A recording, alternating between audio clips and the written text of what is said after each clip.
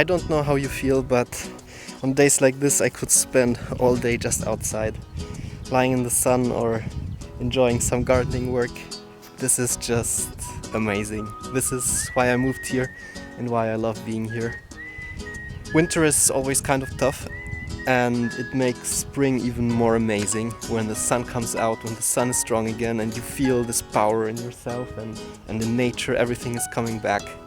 I'm really excited, and I think spring is a good opportunity to enjoy this excitement and to really get into nature and feel your connection with it. So while I'm feeling my connection with nature, I'll just take a tour around the beds and maybe do some weeding. When I go out, I sometimes have plans, something specific to do, but I also like this freedom of not having a boss or a fixed schedule. So I just go out and see on the way what I have to do, and it's a nice way of getting about with work. So maybe you want to join me. Let's take a look. Here you see I did some very wild mulching. This is actually leftovers from a compost heap I had over there last year. And here I just put it on top. Let's see the soil. Yeah, here you see the soil. That's how soil should look like. Dark, crumbly, and wow, this smells amazing. Soil can really smell nice. And in these beds I really don't do a lot. The only thing I do is I take out these annoying grasses, Quecke. And I don't have a tool right now. I didn't come prepared for taking it out, but when taking it out, which is basically the only big thing I do, this is what should not happen. So really take care to take out the roots, because they're super long, and if you don't take them out, they'll just continue growing. Here you see what I'm planning to do this season for the first time. I'll put some cardboard underneath and wood chips on top. We bought the wood chipper, so finally we can do that. And this is meant to keep the ways clear, so I don't have to mow them every few weeks. And just keep it neat and help to get the grass out eventually. In this bed we have leftover onions,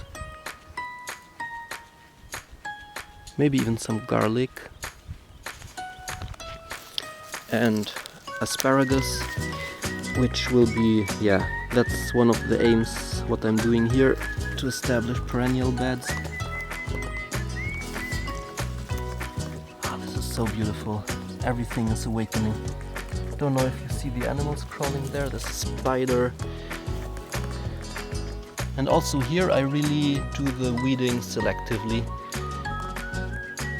so I don't take out everything and plant what I need, but I have the approach to take out what I know I don't want, and the rest I just leave it there, as long as it doesn't get into conflict with anything I'm growing, just to keep the soil covered and alive, and also to avoid unnecessary work.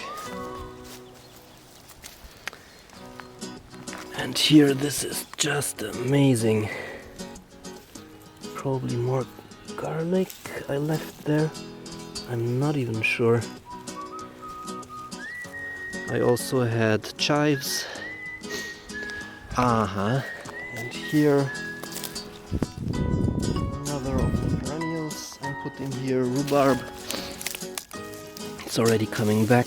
Probably I can take away some of the mulch I put there over winter. It's coming back strong. This is lovely. Perennials are definitely my favorites. That's why I'm changing the approach here. So this is the flake, what I call it. I'm not sure you can see it from here, but once the ways are mulched, this is the center. here of a snowflake shape, the crystal shape of a snowflake, and once it's properly mulched, once the paths are properly mulched, you'll actually see the snowflake structure when you zoom out, and yeah, it will look amazing, and it symbolizes the beauty of nature, and yeah, I love it. Here we've got strawberries, but it needs a lot of weeding. These strawberries, I did a better job, but also here more weeding is needed. But once they get started, they'll do their crawling over the space.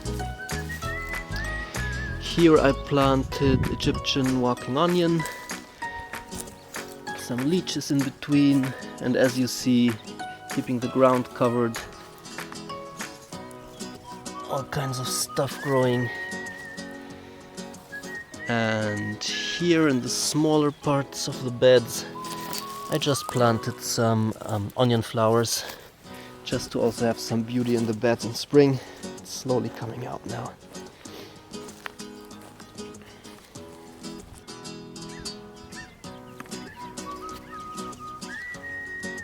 Take a look there.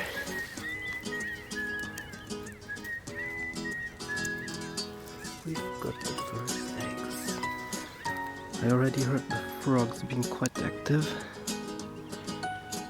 End of February already. Pretty early. Yeah, we've got an early spring.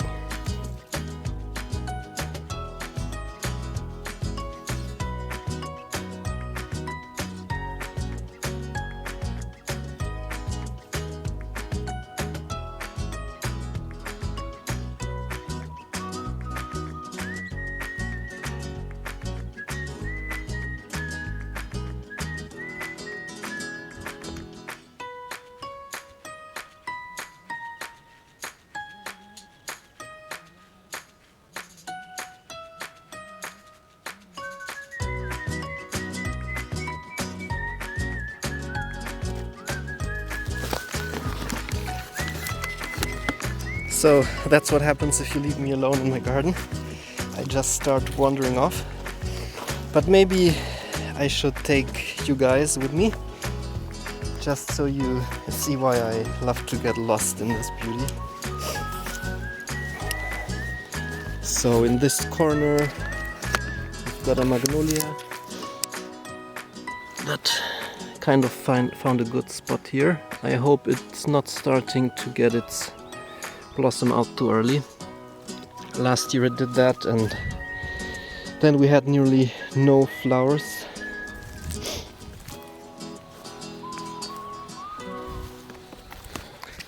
Actually, yeah, I don't know how much commenting I should do. Maybe you just want to enjoy what you're seeing. Maybe you let me know in the comments if you prefer videos with lots of audio comments, or maybe I just take you on tours through everything here. But this time, yeah, I'll just explain a bit. So here we have the campsite, the permaculture campsite. So we have Gulliver's Travels down in the valley, which has some more facilities. And here we're still working on getting things started. Up there, Forest Garden, which is in its early years, still a very young forest garden. We've got a row of quince up there, and then 2 rows of pears, and then following the key line I'm starting to build natural terraces with, yeah, what do you call it, shrubs, smaller stuff, and also trying to build natural terraces. What I'm doing by just, yeah, trying to stop the flow of biomass, so when it rains the water runs down and brings with it all kinds of small particles, which I'm blocking with these lines here, and this accumulates fertile soil, and also, yeah, by many years time builds up a terrace. So forest gardens are a super super slow, like really extremely slow process, and you need lots of time and patience. But now, after 3 years, already we have the first results. So the fruit trees are, at least those fruit trees which like the spot, are really coming with some power. So the quince is by far the tree that loves this position the most. It's also getting its first blossoms here, and you see it's the first of the fruit trees I planted 3 years ago that passed my height already. Pretty happy with them. And also I love quince, so that's a bonus. Yeah, and always when I'm here I have to stop for some seconds and just admire this beauty around us.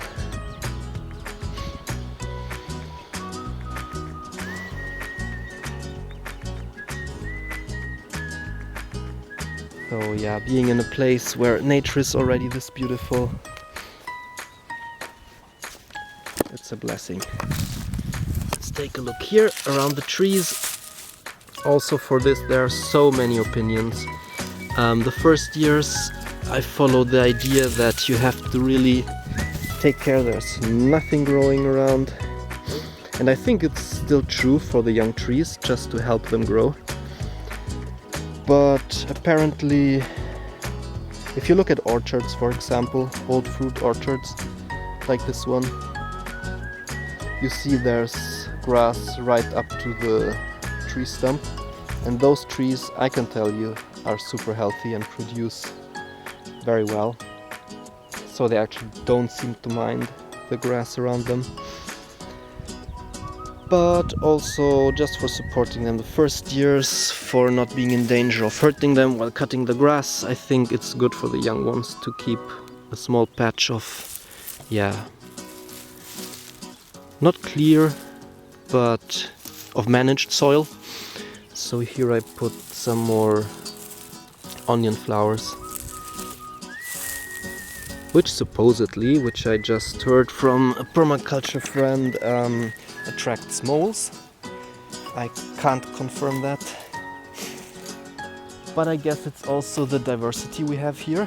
So in other parts where you have trees, fruit trees growing, you'll see more of the heaps of the moles, or of the, what do you call them, small